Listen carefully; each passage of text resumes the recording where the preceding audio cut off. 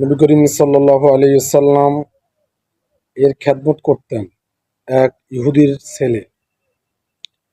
সে নবী করিম সাল্লাল্লাহু আলাইহি সাল্লামের সবসময় আশেপাশে থাকতেন, তার সেবা যত্ন করতেন।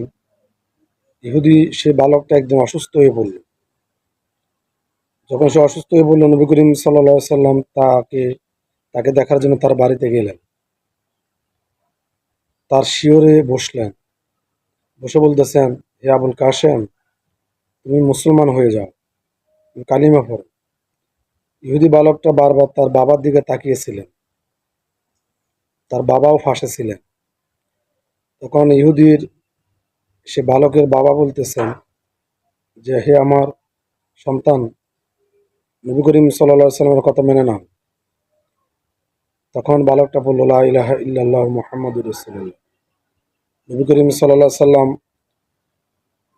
এই বাক্য শোনার পরে তখন সে ঘর থেকে বাইর হচ্ছিলেন আর বলতেছিলেন, আল্লাহ তার বান্দাকে জাহান্নামের আগুন থেকে বাঁচিয়ে নিলেন।